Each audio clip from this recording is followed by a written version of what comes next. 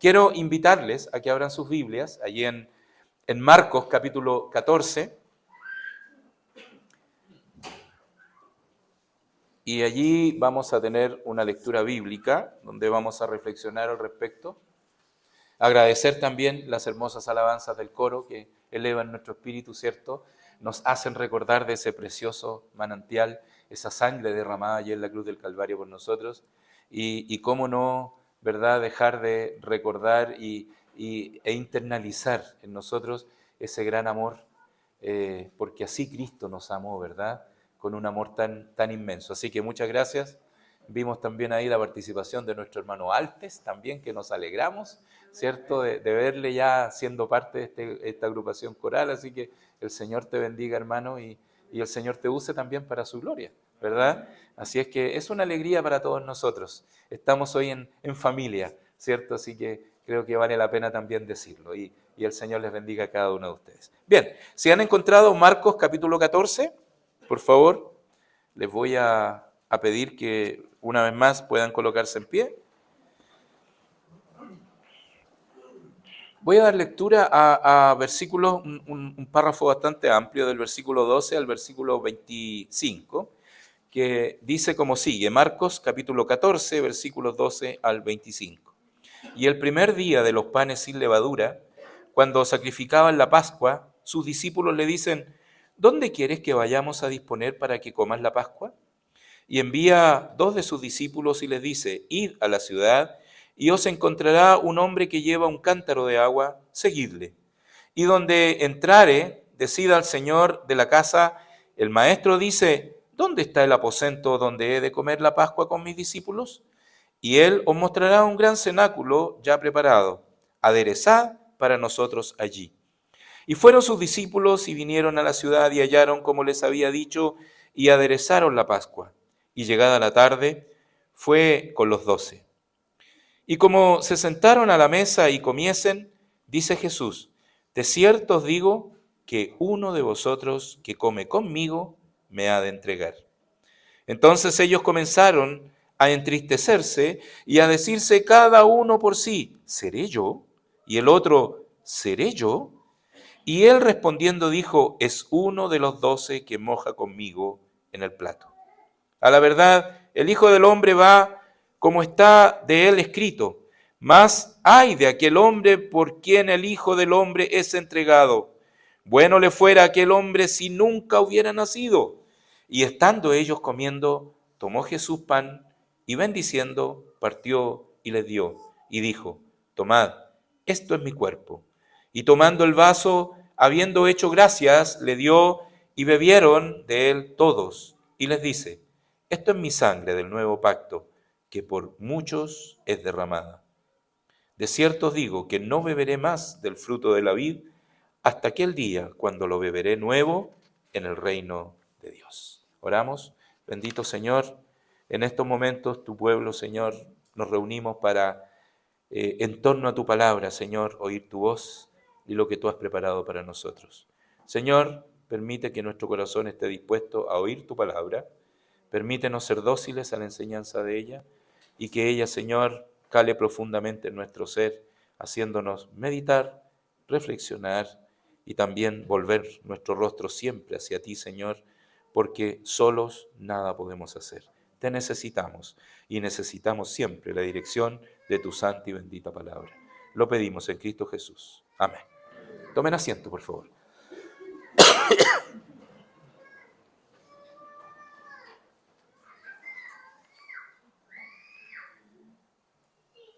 El Evangelio de Marcos fue escrito a los romanos y fue escrito, yo diría, y puedo destacar unos 4 propósitos por los cuales el Evangelio fue escrito. El primero de ellos, demostrar que Jesús es el Cristo, ¿cierto? Él era el Cristo, el Hijo de Dios. Porque Marcos aquí presenta al Señor Jesucristo como un poderoso obrador de milagros, lo presenta como el Mesías prometido, usando una narrativa, ¿cierto? Y relatos vívidos, ¿cierto? Y detalles que apuntan hacia su divinidad, a que no cualquier hombre puede hacer lo que el Señor hizo estando aquí en la tierra. Solo el Hijo de Dios podía hacer lo que Él hizo y lo que nos relata aquí el Evangelio de Marcos.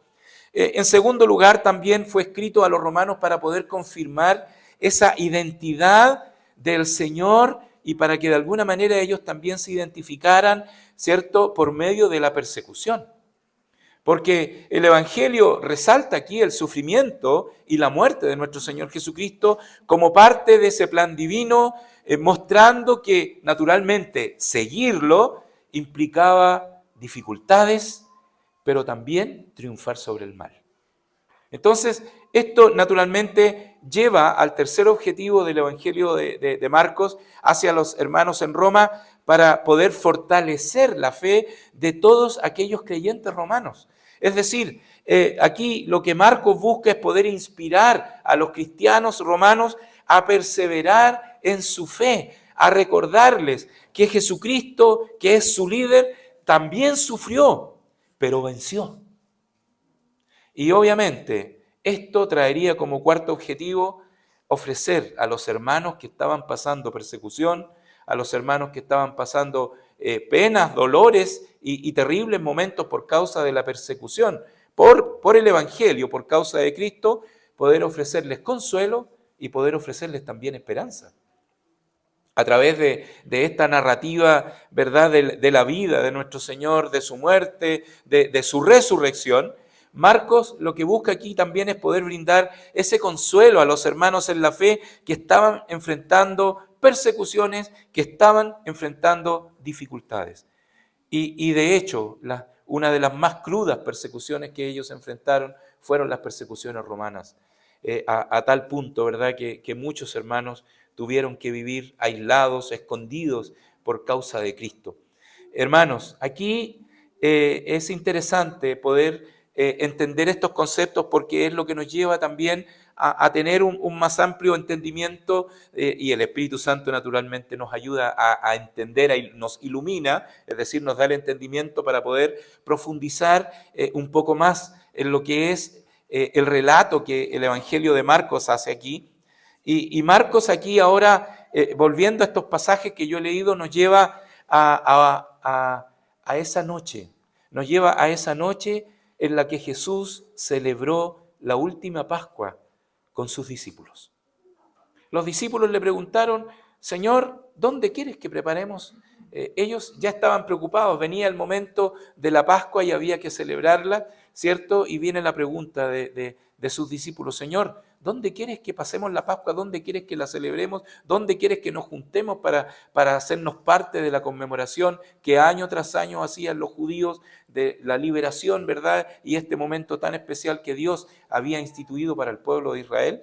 Y este momento es muy importante porque fue entonces cuando Jesús, ¿y por qué digo que fue importante? Porque fue el momento en que Jesús pudo despedirse de sus discípulos. Después de cenar, recordemos, Jesús iría al huerto de Getsemaní, ¿cierto?, donde el Señor sería arrestado, donde los discípulos serían dispersos, ¿cierto?, y donde muchos de ellos no le volverían a ver más, ¿cierto?, y donde en realidad todos no le volverían a ver más, hasta cuando el Señor resucitara, después de resucitado. Entonces, fíjense que Marcos apenas dedica un espacio, poco espacio diría yo, de su evangelio para poder explicar todo con lo que Jesús hizo y dijo en esta última cena. Y por eso es que leímos en la lectura devocional, nuestro hermano Carlos nos llevó a leer allí al evangelio de Lucas, y tenemos desde Lucas capítulo 13 hasta Lucas capítulo 17, tenemos todo el complemento de la narrativa que tiene aquí el Evangelio de Marcos, que por lo demás es breve. Pero por otro lado, Marcos da mucho relieve a aquella cena porque se celebraba la Pascua, donde se comía ese cordero, como fue denominado ese cordero pascual, ¿cierto? Ese cordero que había sido comido unas horas antes. No debemos olvidar que tanto la Pascua como el cordero de esa fiesta, ¿cierto?, eran símbolos que se iban a cumplir en Cristo. El apóstol Pablo, cuando escribe a los Corintios en su primera carta, ahí en el capítulo 5, en el versículo 7, en la parte B, ahí Pablo le escribe y le dice, porque nuestra Pascua es Cristo, que fue sacrificada por nosotros. Y Pablo ahí hace un símil con lo que era la celebración de la Pascua. ¿Era importante? Por supuesto que era importante. La importancia de la cena pascual y la Santa Cena, como nosotros denominamos, ¿cierto?, a lo que el Señor instituye después, en ambos casos, primero notemos, fue por medio de la sangre de un cordero. De la sangre de un cordero que aquellos, ¿verdad?, que pusieron su confianza en ella, fueron librados de la ira de Dios. Claro, recuerdan ustedes allá en Egipto, los israelitas se les dijo que debían poner esta sangre en el dintel de la puerta, ¿cierto? Y en los postes, ¿para qué? Para que cuando pasara el ángel de la muerte, ¿cierto? Este ángel exterminador, pasaría por alto aquel lugar. Y Pascua significa pasar por alto, o lo que los judíos llaman el pasaj, que es el pasar por alto, donde al ver esa sangre, el ángel de la muerte pasó por alto. Y todos aquellos judíos que pusieron, que creyeron, que primero oyeron esta instrucción, luego creyeron y obedecieron, ¿cierto?, fueron librados de la ira de Dios que se manifestó en aquel momento en Egipto. Y de la misma manera, ¿verdad?, aquellos que confían en el sacrificio de Cristo, en aquella sangre que fue derramada allí en la cruz del Calvario y son lavados por esa sangre, también son librados de la ira de Dios, de la ira venidera. Ese es el símil, eso es la comparación, esa es la igualdad que podemos hacer. Ahora, además, en ambos casos también, el sacrificio de ese Cordero Pascual marcaba el fin de la esclavitud y el comienzo de un nuevo pueblo, un pueblo libre. Es lo que nos dice la palabra de Dios. Para los israelitas significó el fin de la esclavitud y de la esclavitud egipcia y el comienzo de una vida nueva, una vida nacional, una vida como nación, una vida como pueblo, una vida con identidad. Y bueno, por otro lado, el sacrificio de Cristo, ¿verdad?, marca el fin de la esclavitud del pecado, ¿cierto? Y el comienzo de un nuevo pueblo, la iglesia. Un pueblo libre, ¿verdad? Y conoceréis la verdad y la verdad os libertará, nos hará libres. Un pueblo libre, un pueblo que podemos disfrutar, ¿cierto? Que ya el pecado, a pesar de que aún está presente, ya no tiene ese poder que tenía.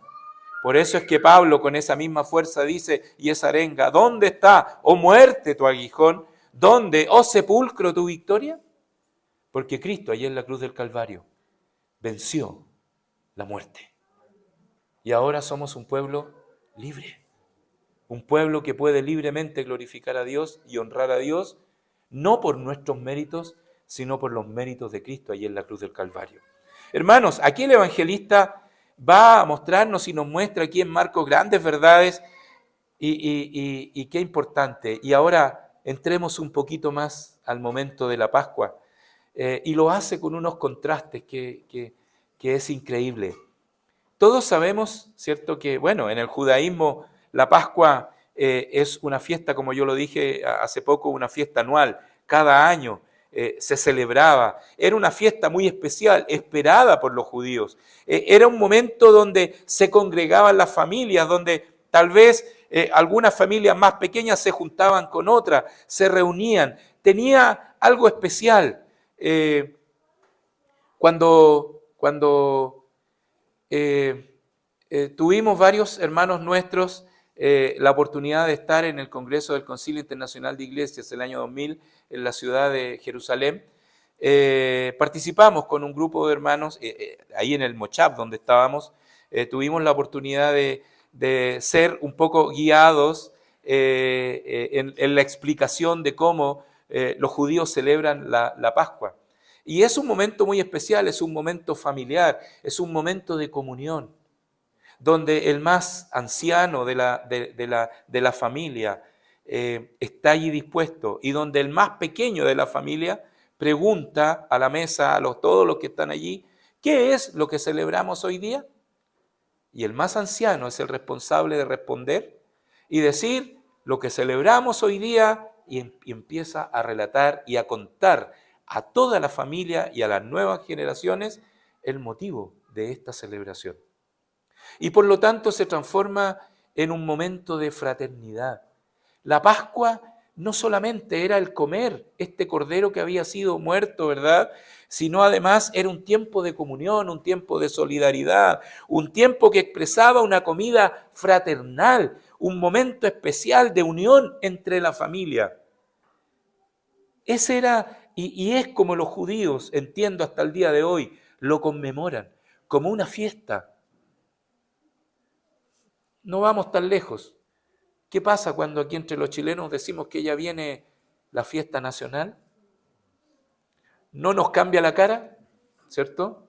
No hay alegría, ¿verdad? Hablamos del 18 y ya hasta ¿sabían ustedes que hasta tours se hacen ahora del extranjero para las fiestas del 18? Están promocionando nuestro país porque para mucha gente es impactante ver cómo los chilenos celebramos nuestra fiesta nacional. Hay alegría, hay gozo, hay disfrute, ¿verdad? Y bueno, tantas cosas que se hacen, las sabemos, no hay que detallarlas. Para los judíos era un momento especial de fraternidad, de comunión, de alegría, de regocijo. Pero ¿saben que el Señor vivió esta Pascua de una manera muy diferente? Muy distinta, muy distinta. Porque fíjense ustedes que aquí el Evangelio de Marcos coloca esta celebración entre dos anuncios. El primero, Marcos capítulo 14, versículo 18, y el Señor les dice, de cierto os digo que uno de vosotros que come conmigo me ha de entregar. Qué fuerte lo que él dice. Y el otro, en Marcos capítulo 14, versículos 26 y 27, y como hubieron cantado el himno, se salieron al monte de las olivas, es decir, después que terminaron esta conmemoración, Jesús entonces les dice, todos ustedes seréis escandalizados de mí esta noche, porque escrito está, heriré al pastor y serán derramadas las ovejas. No suena a celebración, no suena a comida de fraternidad, no suena a 18 de septiembre, ¿cierto? Lo que el Señor hace en esta cena pascual, ¿cierto? Después de haber cenado y haber conmemorado la cena pascual, instituye esta cena de comunión y lo hace entre estos dos anuncios. Esto, hermanos, no hace otra cosa que resaltar, y si lo decimos muy humanamente, y lo digo muy humanamente, lo que hace y lo que Marcos deja ver aquí es resaltar la soledad del Señor Jesucristo en ese momento. Y se acrecenta aún más con el relato allí en el huerto de Getsemaní, cuando queda solo, trae a sus tres más cercanos que siempre estuvieron con él, los acerca para estar más cerca de él en ese momento en que él dice, mi corazón está angustiado hasta la muerte, y sin embargo el Señor allí derrama su corazón, ora al Padre, y a cada momento cuando vuelve, en vez de estar apoyando sus amigos al Señor, sus discípulos, ellos durmiendo. El Señor completamente solo. ¿Se ha sentido solo usted? ¿Ha sentido que los demás lo han dejado de lado? Quizá más de alguien ha experimentado ese momento de soledad, de creer que los que tenían que estar conmigo aquí al lado para apoyarme, brillan por su ausencia. Pongámonos en las sandalias del Señor.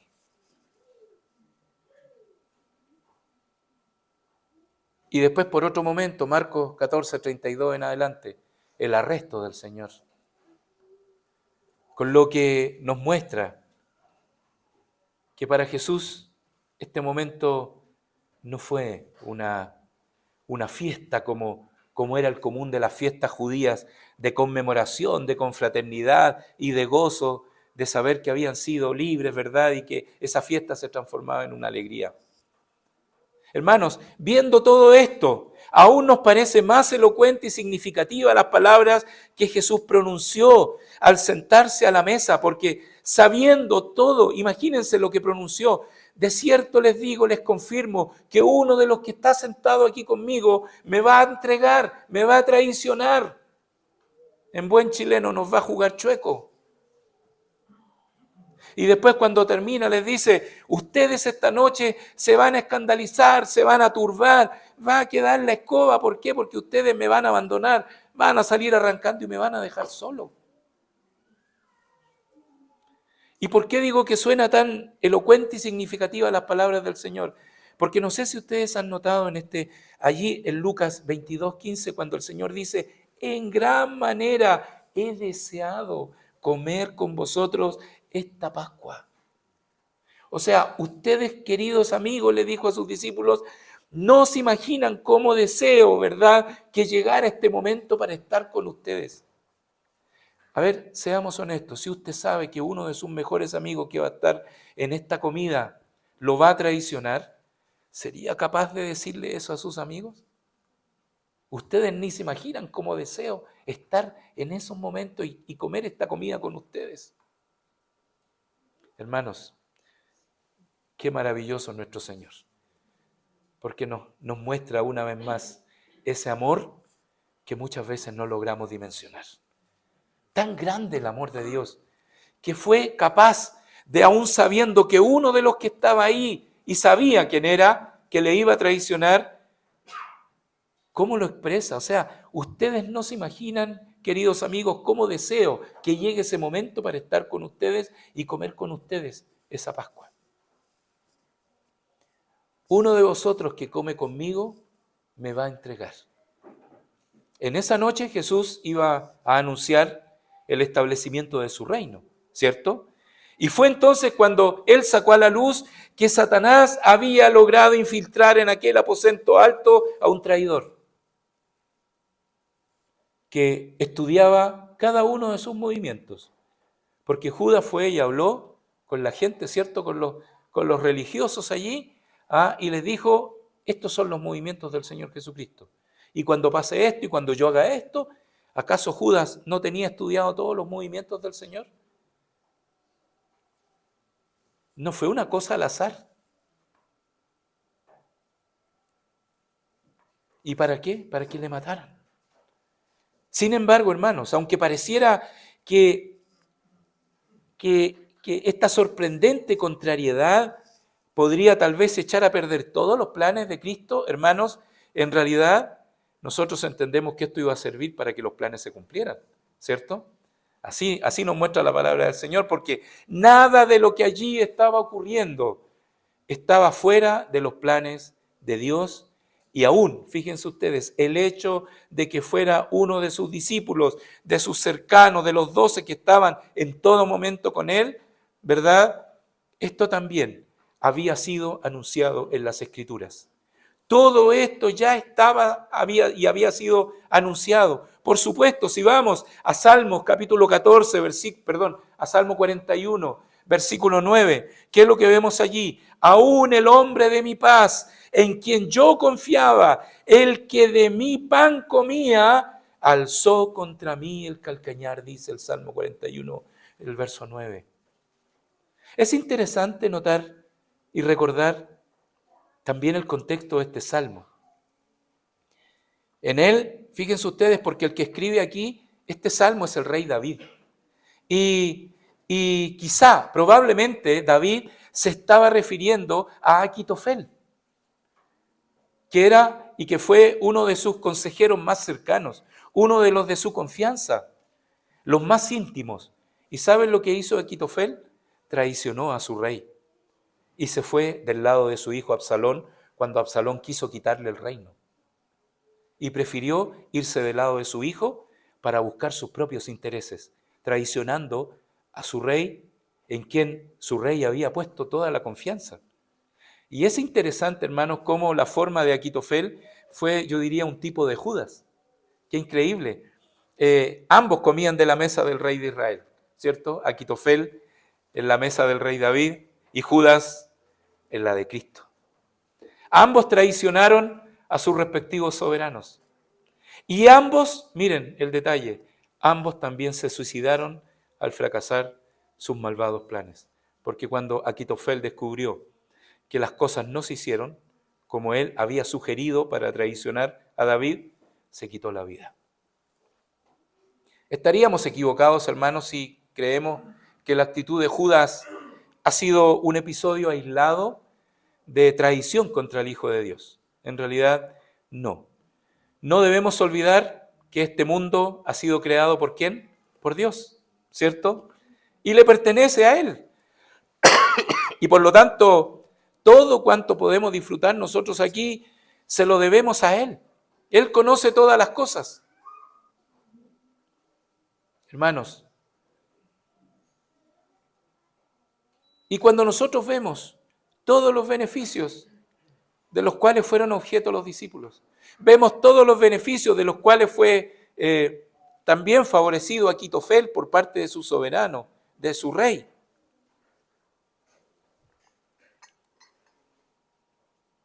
Sin embargo, habiendo disfrutado de aquello,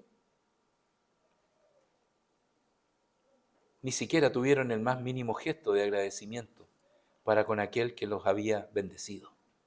Hermanos, reflexionando al respecto, ¿cuántos millones de personas hoy día en el mundo disfrutan de tantas cosas que reciben de parte de Dios? No solo la vida, ¿verdad? De tantas cosas, pero no dan ninguna muestra de agradecimiento ni de amor y menos lealtad para con aquel que les ha dado la vida, en los cuales nosotros también nos incluimos, ¿cierto? Antes de conocer a Cristo.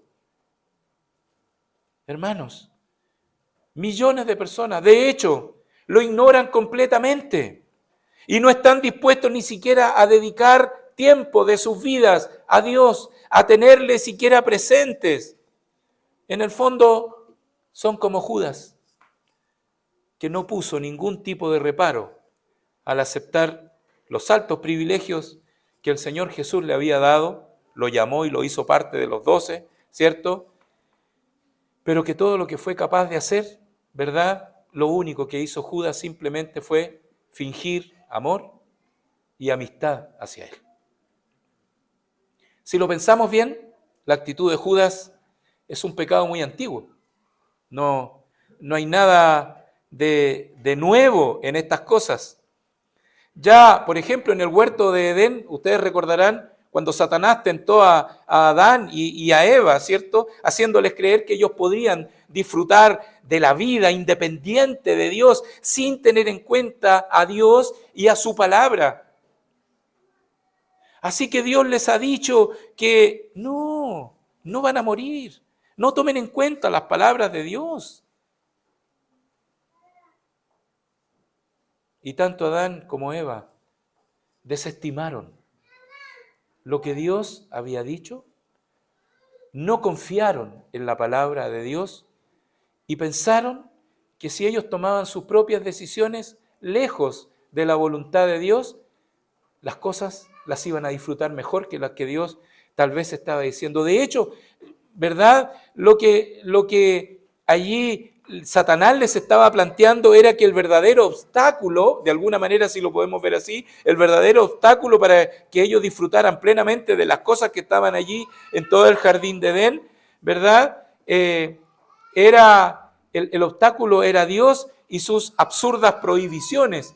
De alguna manera eso es lo que les quiso Satanás decir a Adán y a Eva, principalmente con Eva, ¿cierto? Planteándole, oye, si esa prohibición de comer ese fruto, no es tal. Esa prohibición de Dios, ¿cómo se te ocurre? No es así, no es tal. Hermanos, y básicamente esta era la actitud de Judas. Él recibía los regalos de Cristo, ¿cierto? Los beneficios, pero no quería tener amistad con Él, ¿cierto? Y posiblemente Judas llegó a pensar que Jesús era el obstáculo para sus propósitos. Recordarán ustedes cuando puso en tela de juicio lo que hizo esa mujer al derramar un perfume tan caro. Mire todo lo que podríamos haber hecho con este perfume que esta mujer derramó en los pies del maestro. O sea, ¿cómo se le ocurre?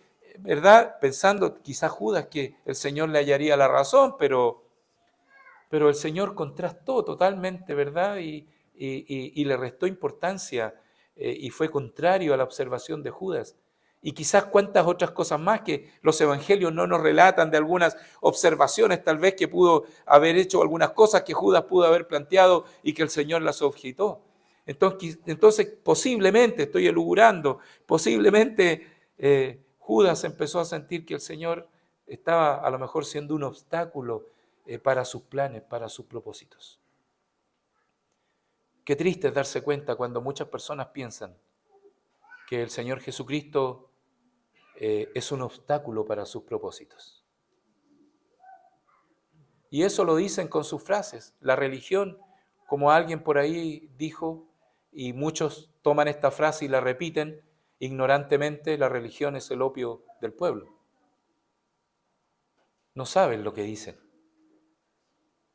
Es decir, y que el Evangelio es un obstáculo a los propósitos de las personas, cuando el Evangelio es la mayor bendición que el hombre y la mujer pueden recibir, ¿o no?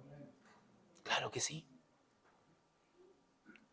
Hermanos, este es el pecado más característico del mundo, pero el Señor no quiere eso para su pueblo. El Señor quiere un pueblo diferente, el Señor quiere un pueblo santo, con una actitud totalmente distinta, diferente. Él nos da muchas bellas cosas, ¿o no? Y quiere además que las disfrutemos en abundancia. Él nos da abundantemente de su gracia, nos bendice cada día, como se mencionó también durante el culto, que el Señor, ¿verdad?, nos da más de lo que realmente poseemos. En una oración se dijo recientemente. ¿Y por qué es así?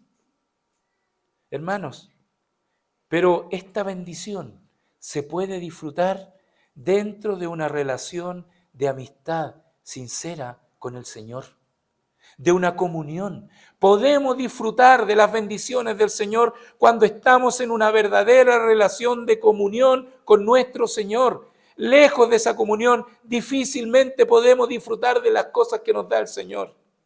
Tantas cosas que el Señor nos puede dar. ¿Y por qué a veces muchos cristianos no son felices? Porque no están en esa comunión con su Señor y no las disfrutan. Porque no mantienen esa comunión permanente con el Señor. Y simplemente al Señor lo ven como un dador de cosas. No, hermanos, el Evangelio no funciona así, no es así. Podemos disfrutar de las abundantes bendiciones del Señor si estamos en comunión con Él. Y quien no lo está, simplemente no las va a poder disfrutar. Y en esto consiste justamente la verdadera santidad, en que cada día vamos siendo más como Cristo, vamos acercándonos más a esa comunión con el Señor y podemos ir valorando y disfrutando lo que significa estar en comunión con Él. Y ver las cosas de una manera distinta y vivir el Evangelio en este mundo de una manera distinta. Vivir una vida, caminar en este mundo de manera distinta en comunión con el Señor. Judas participaba en ese momento de la cena junto a Cristo, ¿cierto? Simulando amistad, ¿cierto? Y llevaba mucho tiempo haciéndolo, ¿o no? Claro, mucho más de 2 años simulando esa pretendida amistad con el Señor. Cuidado, hermanos, porque si nosotros fingimos espiritualidad, eso también es peligroso. Pero, por supuesto, Cristo sabía lo que estaba ocurriendo en la mente y en el corazón de Judas, ¿cierto? Lo sabía. Por eso es que Él anunció antes de que esto ocurriera. Lo dijo antes, justamente para que los demás discípulos también supieran que ellos no habían sido engañados por Judas. Por eso es que el Señor se anticipa y lo dice a todos. Y una vez más vemos aquí que el Señor tenía el control absoluto de toda la situación. No se perdió el control de las cosas, no. Pero miren el detalle, dice aquí la Escritura que ellos comenzaron, con esto que el Señor dijo allí, comenzaron a entristecerse y a decirse el uno, ¿verdad? Con el, ¿verdad? Uno por uno, empezaron a hacerse una pregunta. ¿Cuál fue? ¿Seré yo? ¿Y por qué preguntaron esto? Algunos escritores esbozan la idea de que es como la actitud más propia que podría hacer cualquiera ante una pregunta como esta en un grupo, como la hizo el Señor. Uno de ustedes, de los que está aquí. Es como si yo dijera en estos momentos aquí parado frente a todos ustedes, hermanos, uno de ustedes me va a jugar chueco. ¿Cierto? Si lo decimos en buen chileno. Y quizá muchos se pregunten, ¿seré yo? Pero tal vez puede que no haya sido esa directamente la intención de esa pregunta. Quizá, a lo mejor, esa pregunta llevaba un tono de querer decir, seguro que no soy yo. ¿Ah? Porque somos buenos para salvar nuestra responsabilidad y endosarle la responsabilidad a otro. ¿Se han dado cuenta, no?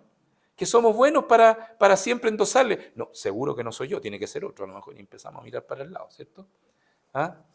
¿Cuántas veces a lo mejor hemos actuado de la misma manera en el trabajo, o en la escuela, o en tantos lugares donde a lo mejor se ha planteado una situación, el que está enfrente dice algo, ¿verdad? Alguien de los que está aquí hizo tal cosa, ¿verdad? Y al tiro empezamos a mirar a los demás, porque siempre asumimos que no fui yo, tiene que haber sido otro. Y posiblemente también entre los apóstoles puede que haya pasado lo mismo. Y notamos que, fíjense que no nos dice la Biblia, en ninguno de los evangelios donde se relata esto, la Biblia dice que alguno de los discípulos haya desconfiado de Judas. No dice en ninguna parte eso. ¿Ah?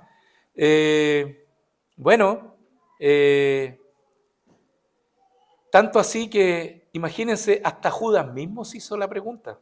Mateo capítulo 26, versículo 25, dice que Judas preguntó, ¿soy yo, maestro? Posiblemente Judas la pregunta la llevó hacia, seguro, maestro, que no soy yo. ¿Ah? Entonces, pero la cosa estaba claro que, aunque con hipocresía, Judas había conseguido engañar a todos sus compañeros, a todos los apóstoles, ¿cierto? No había podido ocultar sus verdaderas intenciones con Cristo. Hermanos, ¿por qué he querido usar este relato y he querido comentar estos pasajes sobre lo que Marcos aquí nos dice? Porque, no obstante, aquí nosotros tenemos una lección muy importante para nosotros también hoy día. En unos momentos Jesús iba a instituir lo que llamamos la Cena del Señor, y la pregunta que hizo a los discípulos les obligó a hacer algo. ¿Qué los obligó? A hacerse una pregunta, a examinarse, a mirarse a sí mismos. Ya sea diciendo, seguro que yo no soy, o diciendo, ¿seré realmente yo? Pero les obligaba. Y fíjense, por eso digo, notamos que ninguno dijo, Señor, ¿tú crees que podría ser Juan? ¿Tú crees que podría? Nadie, no nos relata las Escrituras que alguno de ellos se acercó y le dijo al Señor, Señor, ¿no crees tú que podría ser Jacobo, que podría ser Judas? No, dice que todos se entristecieron y cada uno por uno empezaron a preguntarle, Señor, ¿seré yo? Cada uno comenzó a mirarse a sí mismo. Fíjense ustedes que cuando el apóstol Pablo enseña sobre la Santa Cena, insiste también en lo mismo, allí en 1 Corintios capítulo 11, versículo 28. Por tanto, ¿qué dice? Pruébese cada uno a sí mismo y coma así del pan y beba de aquella copa. Una observancia adecuada de la cena del Señor, hermanos, debe estar precedida por el autoexamen, por el mirarnos a nosotros mismos. Qué buenos somos a veces para mirar los defectos de los demás. Qué buenos somos para hablar de los demás y fijarnos en todo lo que hacen los demás. Cuando la palabra del Señor, aún en este relato, lo que hicieron los apóstoles, nos muestran que lo primero que tenemos que hacer es mirarnos a nosotros mismos. Nuestra relación con el Señor es personal. Y es a nosotros mismos a quien tenemos que mirarnos en primer lugar. ¿Qué tanto de Judas hay hoy día en nuestra vida? ¿Hemos traicionado en algo a nuestro Maestro?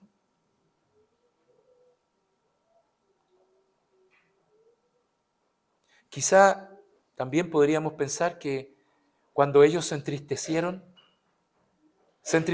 porque a lo mejor todos se miraron a sí mismos y pensaron algo, ¿verdad? En qué momento de la historia que habían vivido con su Maestro habían podido traicionarle, no sé.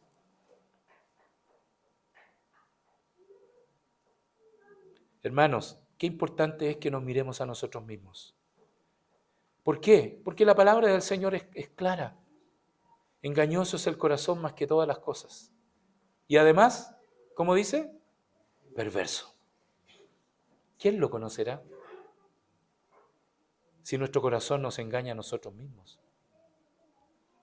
Entonces, cuán importante es que nosotros, hermanos, hoy día, que hemos venido a participar de este culto, de la cena de comunión, en que vamos a participar en unos minutos más, primero nos miremos a nosotros mismos. Y veamos cómo estamos, que si nos examinásemos, dice Pablo, a nosotros mismos, cierto no seríamos juzgados, mas siendo juzgados somos castigados del Señor para que no seamos condenados con el mundo. Qué importante es tener en cuenta, hermanos, que cuando el creyente toma el pan y el jugo de la vid, lo hace en comunión primero ¿con quién? Con el Señor. Con el Señor. Pero también ¿con quién? Con sus hermanos. Lo vamos a hacer aquí todos juntos. ¿Realmente nos amamos en el Señor? ¿Realmente nos preocupamos el uno del otro? ¿O estamos siendo invadidos por este individualismo que hay en esta sociedad hoy día, donde cada uno se preocupa de resolver sus problemas y cada uno se preocupa de sí mismo y no le importa lo que le pase a los demás?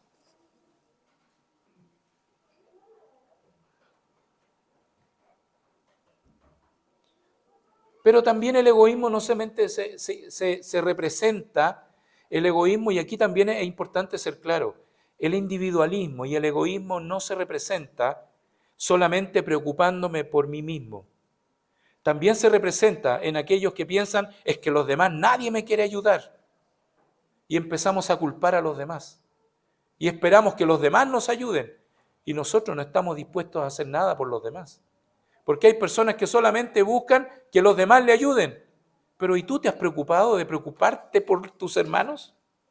Es que yo tengo necesidad, pero tu hermano también tiene necesidad. Y quizá tú podrías ayudar a la necesidad de tu hermano. Hay distintas maneras de demostrar un individualismo. Y quizá hoy día Satanás puede que esté afectando a las congregaciones de esa manera. Recuerden que el enemigo no descansa. No hay feriados para el enemigo, no hay vacaciones para Satanás. Satanás activamente está siempre tratando, ¿verdad?, de buscar la manera de hacer caer a los hijos de Dios. Y una de ellas puede ser el individualismo. Solamente pensar en nosotros mismos. No me importa lo que le pase al otro. Yo pienso en mí y en nadie más. Y busco mi propio beneficio. Ayúdenos al Señor para no ser ningún tipo de estas personas, ¿verdad? Menos ser un tipo de Judas. Pensando que Dios es un obstáculo para nuestros propósitos. Hermanos, nosotros tenemos que vivir para los propósitos de Dios, hacer la voluntad de Dios. ¿Sí o no?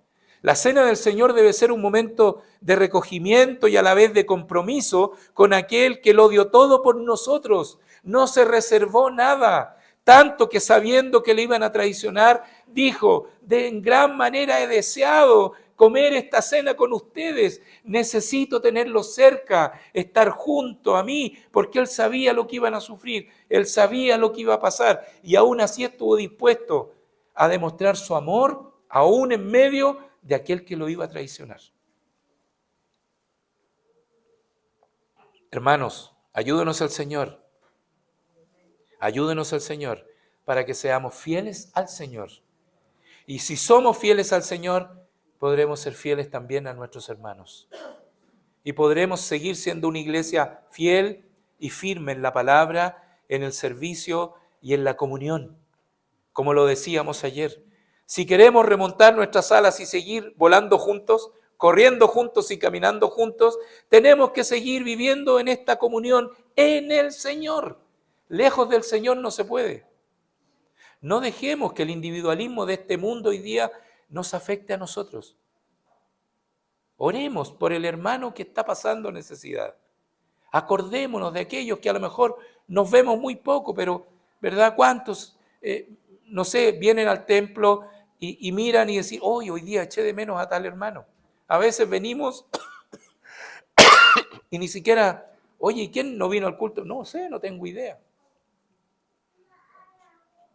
Entonces, hermanos, no, es que ese es trabajo de los diáconos son los que tienen que estar atentos, ¿verdad? Y el secretario que hace el libro tiene que saber quién faltó. No, hermanos, no es responsabilidad de unos cuantos, es de todos nosotros.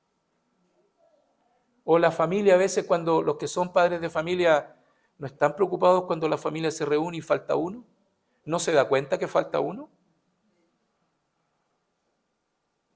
Y se extraña, ¿o no? Entonces, ayúdenos al Señor para que estemos preocupados. Y hermanos, aún más, somos llamados a vivir en unidad, a estar en unidad, para poder proclamar al mundo, no para estar aquí entre nosotros nomás. Nuestro objetivo principal es proclamar al mundo, es buscar, como lo dijimos ayer, que todos conozcan ¿a quién? Al Señor. Nuestro objetivo es que otros conozcan a Cristo. Y la idea es que no esté uno solo peleando, batallando, todos juntos, apoyando a uno y apoyando a otro, juntos, para que el mundo cuando vea, como dijo, vean, Padre, ¿verdad? Que también, así como somos uno, tú y yo, Padre, ellos también sean una cosa. Qué triste para el Señor ver que en ese momento ellos no fueron una cosa. Uno le traiciona y los demás salen arrancando y lo dejan solo, allí en el Getsemaní. Qué triste tiene que haber sido para el Señor, qué dolor en su corazón, pero aún con todo, el Señor nos amó y estuvo dispuesto a morir en la cruz del Calvario por nosotros. Hermanos, hoy día tenemos la responsabilidad de seguir anunciando el sacrificio de Cristo a todo el mundo. ¿Hasta cuándo? Hasta cuando Él venga. Que así sea y hagámoslo en unidad. ¿Oramos? Gracias, Padre, por tu palabra. Gracias, Señor, por tu incomparable amor que demostraste allí en la cruz del Calvario. Gracias por todos estos ejemplos que nos has dejado, Señor, que nos hacen reflexionar, pensar y examinarnos a nosotros mismos, Señor, y prepararnos también para este momento especial. Señor, gracias por entregar tu vida por nosotros, por perdonar nuestros pecados, por darnos la esperanza de la vida eterna, que nuestra vida sea un constante testimonio de agradecimiento por tu sacrificio y que sea, Señor, también como iglesia un reflejo de tu amor a los demás. Lo pedimos en Cristo Jesús nuestro Señor. Amén. Bien, vamos a participar juntos de esta cena, de esta Santa Cena.